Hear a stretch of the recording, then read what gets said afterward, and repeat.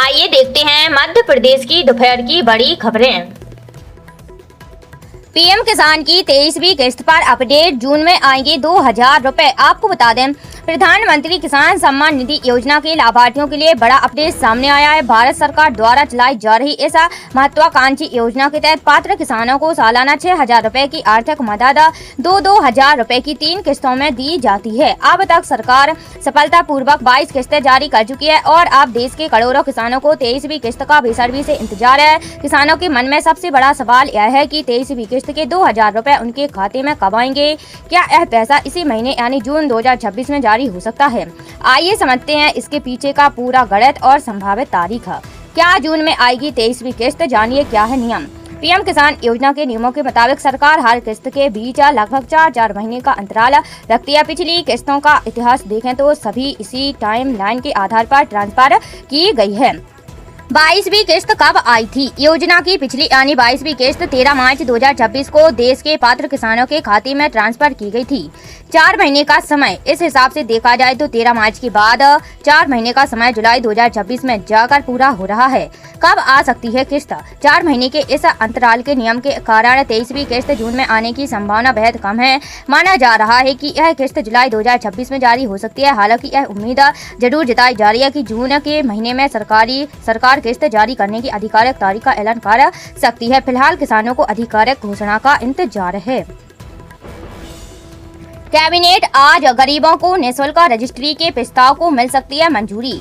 आपको बता दें, मध्य प्रदेश की मोहन यादव सरकार प्रदेश के गरीबों, ग्रामीणों और शहरी क्षेत्रों में बरसों से काबिज संपत्ति स्वामियों को बड़ा तोहफा देने जा रही है।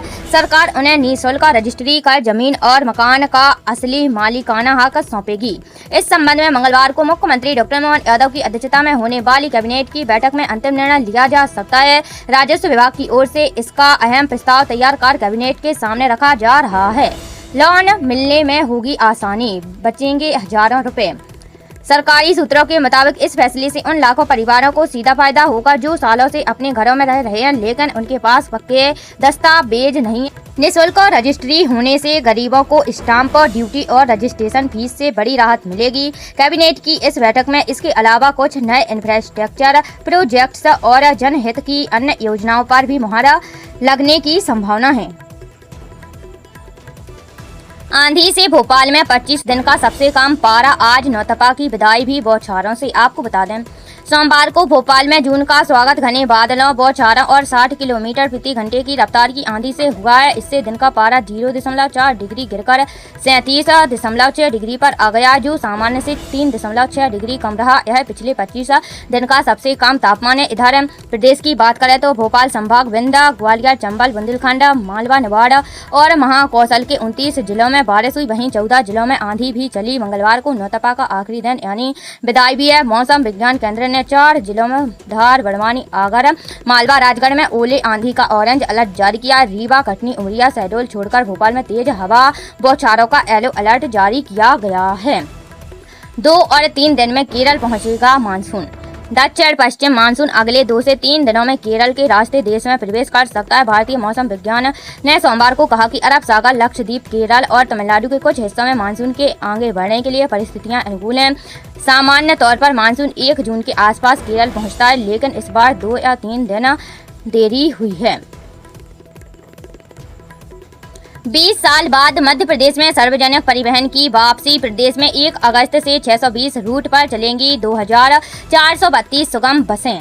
आपको बता दें, राज्य सरकार एक बार फिर से सड़क परिवहन निगम ने 2005 में बंद होने के बाद आम जनता को 1 अगस्त से मुख्यमंत्री सुगम बस सेवा के तहत परिवहन सेवाओं की सौगात देने जा रही है। ये बसें 1 अगस्त से शुरू की जाएंगी। पहले चरण में 620 मार्गों पर 2432 बसें चलाई जानी हैं।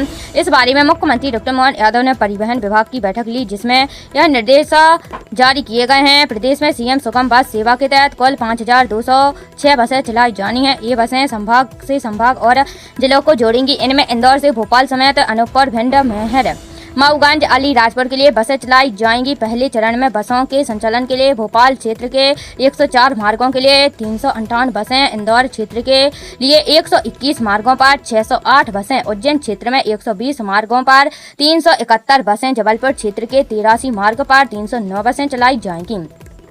अंतर्राज्यीय मार्गों पर तीसरे चरण में प्रदेश से बाहर के राज्यों के लिए अगले 2 सालों में 436 मार्गों पर 1196 बसें चलाई जाएंगी।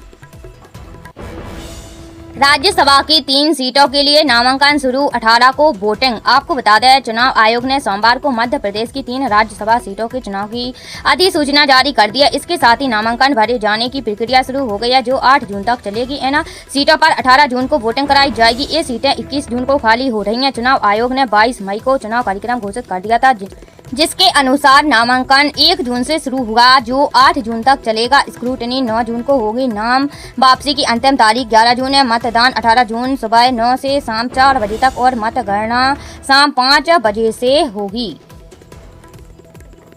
प्रदेश में तबादलों का दौर शुरू, 15 तक जारी हो सकेंगे आदेश। आपको बता दें, मध्य प्रदेश में सरकारी अधिकारियों और कर्मचारियों के तबादलों की प्रक्रिया सोमवार से औपचारिक रूप से शुरू हो गई है। राज्य सरकार की नई तबादला नीति के तहत 15 जून तक विभाग शैक्षिक और प्रशासनिक आधार पर तबादला आदेश जारी कर सकेंगे। इस बीच सबसे बड़े स्कूल शिक्षा विभाग ने अपनी अलग कार्य योजना मुख्यमंत्री समन्वय को भेजी है। जानकारी के अनुसार स्कूल शिक्षा विभाग में 3 जून से 30 जून के बीच तबादलों की प्रक्रिया चलाने का प्रस्ताव है। अंतिम मंजूरी मिलने के बाद आवेदन आमंत्रित किए जाएंगे। लोक शिक्षण संचालनालय ने पोर्टल अपडेट करने का काम शुरू कर दिया है, जो जल्द ही विभाग में बड़ी संख्या में शिक्षकों और कर्मचारियों के आवेदन आने की संभावना है। उधर पुलिस मुख्यालय ने आरक्षक से लेकर सब इंस्पेक्टर स्तर तक के तबादलों के लिए 5 जून तक की समय सीमा तय की है।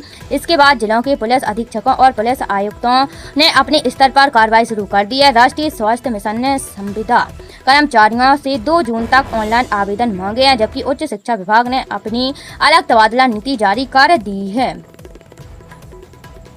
अब रेहड़ी पटरी वालों को 2030 तक सस्ता लोन।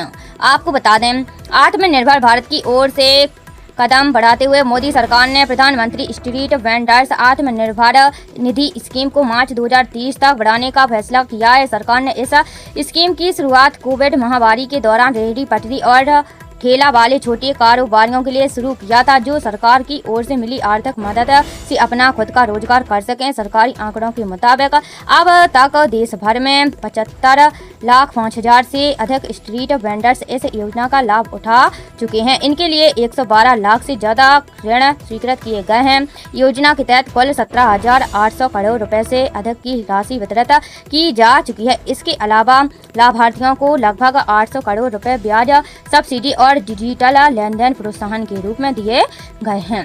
बिना गारंटी के मिलता है ऋण। पीएम स्वनिधि योजना के तहत स्ट्रीट वेंडर्स को बिना किसी गारंटी के चरणबद्ध तरीके से ऋण दिया जाता है। पहली बार 15,000 रुपए, दूसरी बार 25,000 रुपए और तीसरी बार 50,000 रुपए तक का ऋण उपलब्ध कराया जाता है। समय पर ऋण चुकाने वाले लाभार्थियों को 7% वार्षिक ब्याज सब्सिडी भी मिलती है। साथ ही उन्हें भविष्य में अधिक राशि का ऋण लेने की सुविधा भी दी जाती है।